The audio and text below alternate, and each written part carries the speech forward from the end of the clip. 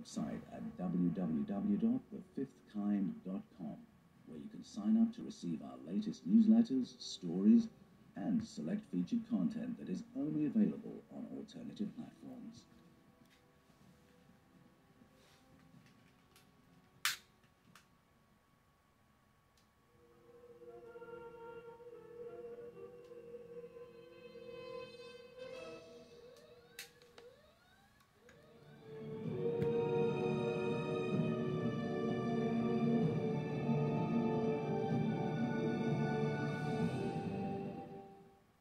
I've come to believe that there's far less fiction in the world than we generally think. Sometimes what we feel we can't present as fact, we present as fiction.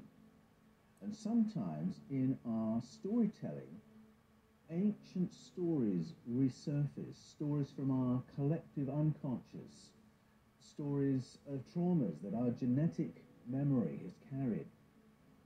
And when a story resurfaces and is told and retold over millennia, I believe it's because it's speaking truth to us.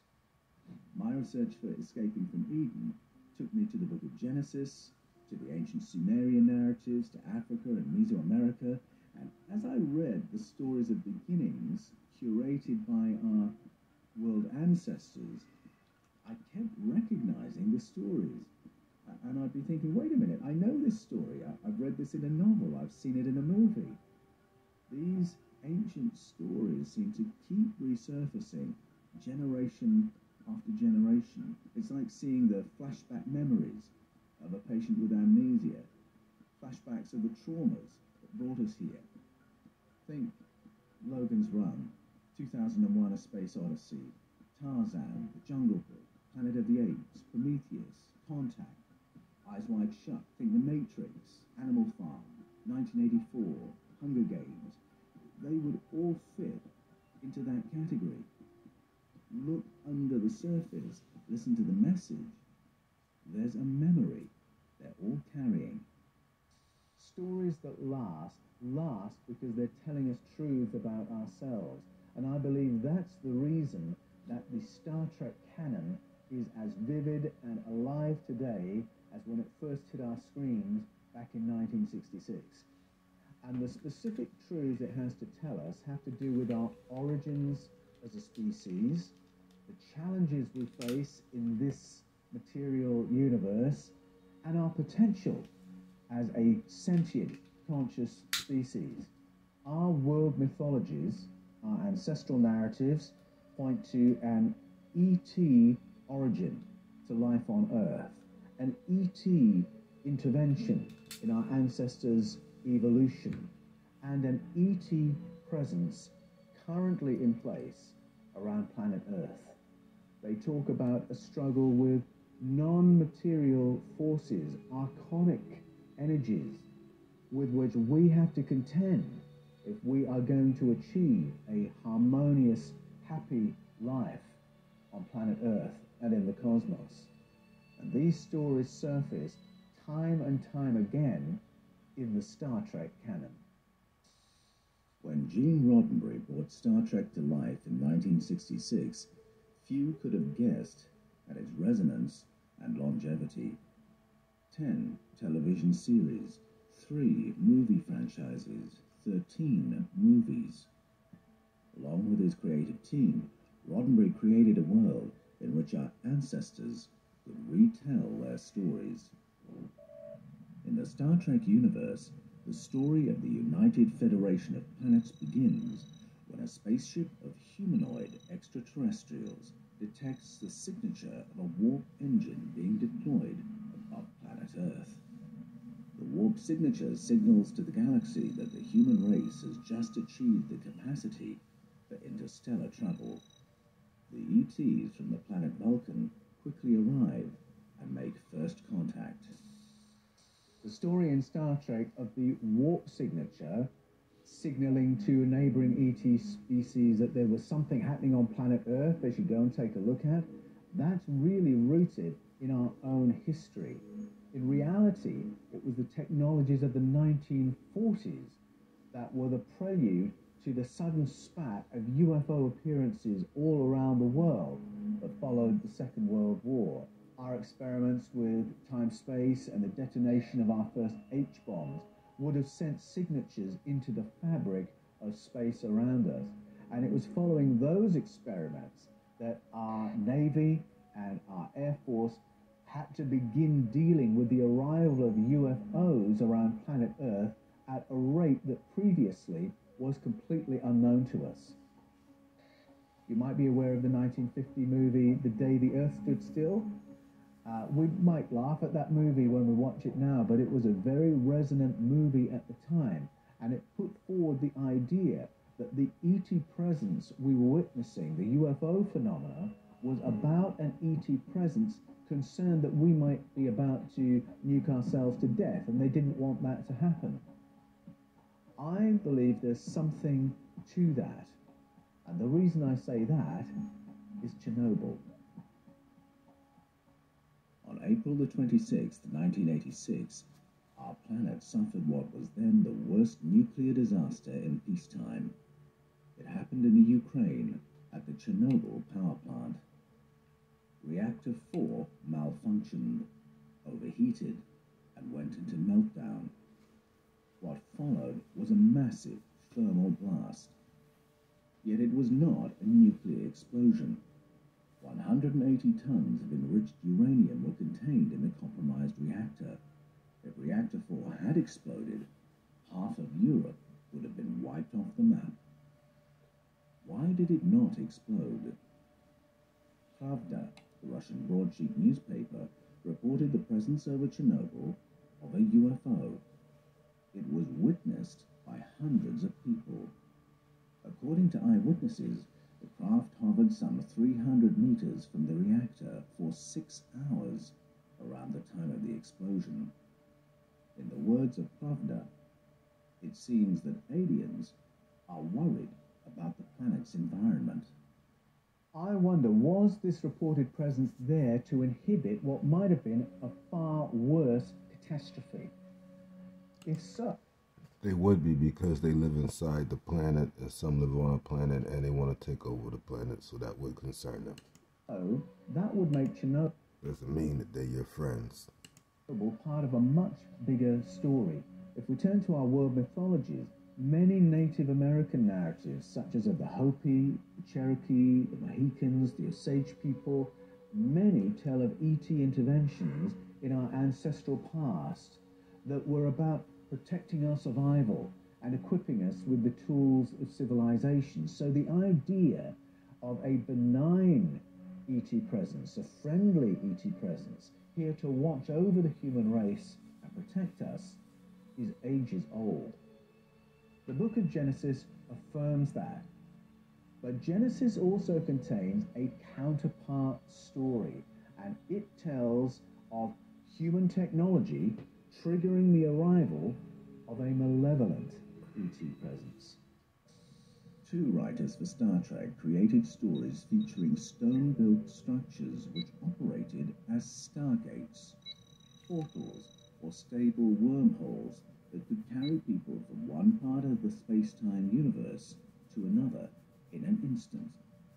City on the Edge of Forever, written by Harlan Ellison, was released in 1967, and All Our Yesterdays, written by Jean Lisette Arrest, was released in 1969. The scientific theory of wormholes was first developed in the 1930s by Albert Einstein and Nathan Rosen. The logic for their existence flowed from Einstein's theory of general relativity. They called the theoretical phenomena Einstein-Rosen bridges. In March 2015, NASA launched its magnetospheric multiscale mission. Its purpose: to study portals or wormholes in our solar system. These wormholes are understood to be electromagnetic portals, allowing energy particles a shortcut between the Earth and the Sun. NASA has acknowledged that its study of such portals also extends to phenomena within the Earth's atmosphere. In Escaping from Eden, I argue that the concept of the portal or stargate is actually there in the book of Genesis, chapter 11, when it's properly understood, and especially when you read it alongside its source documents, which we find in the ancient Sumerian narratives. Genesis 11, the story of the Tower of Babel, tells us about this amazing structure produced in our distant past. The people built it to secure the future of the humans living on planet Earth, and it was built, so says the text, to enable them to reach the heavens. Well, what does that mean? The Sumerian narrative tells us what it means.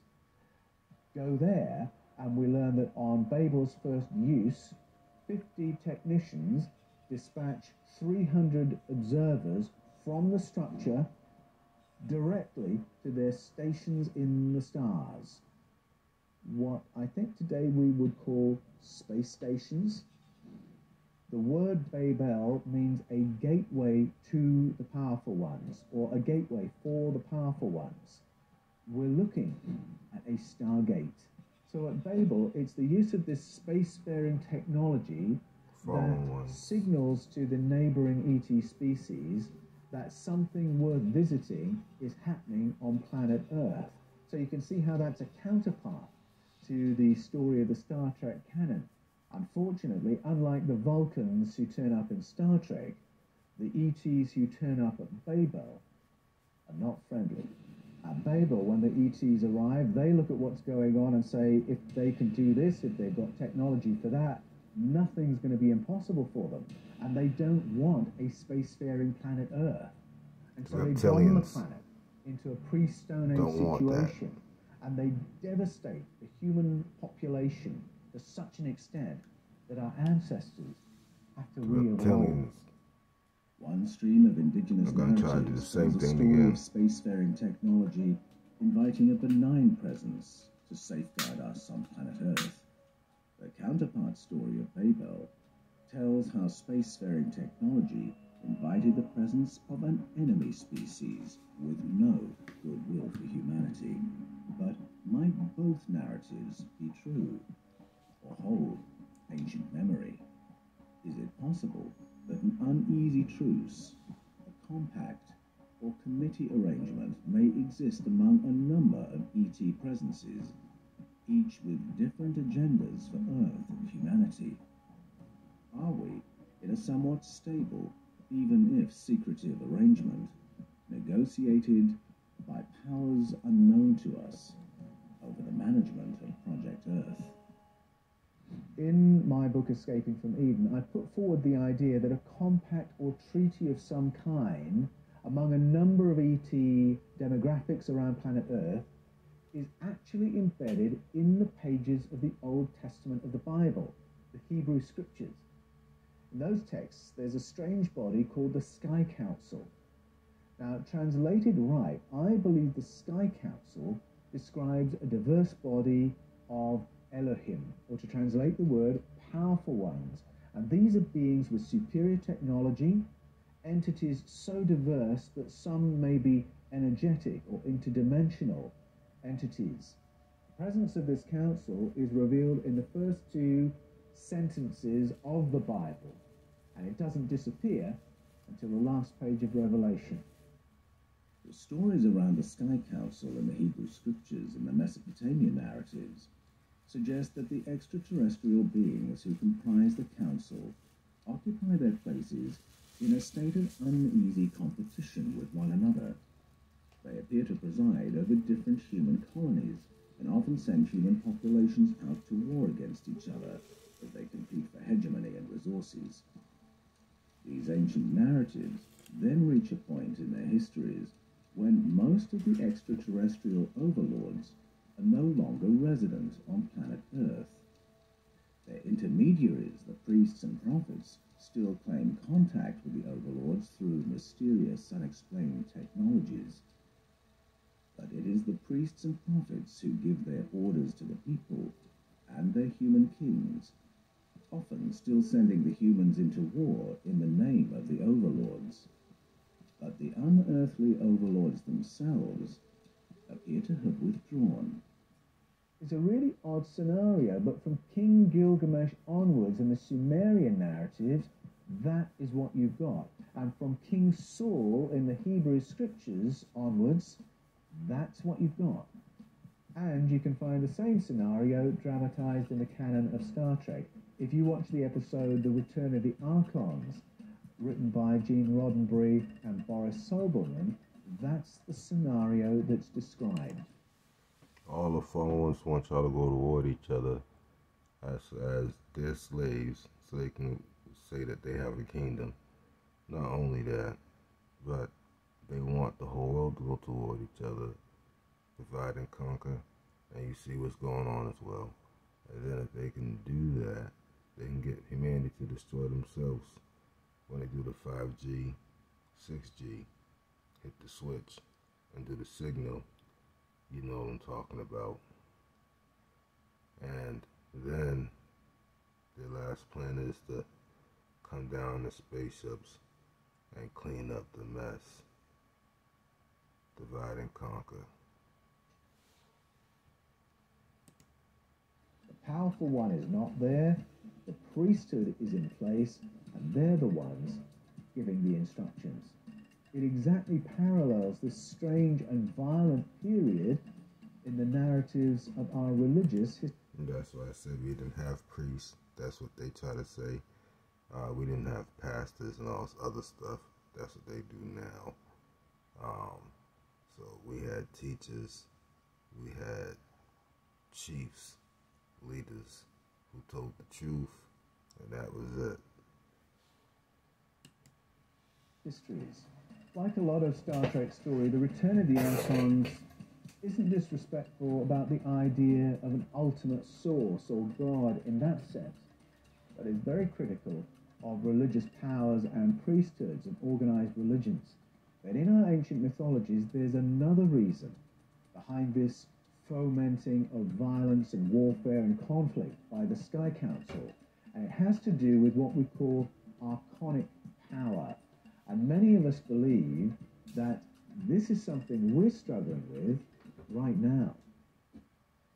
In 1947, in the Nag Hammadi Desert, an archive of over 800 ancient religious manuscripts was discovered in a network of caves.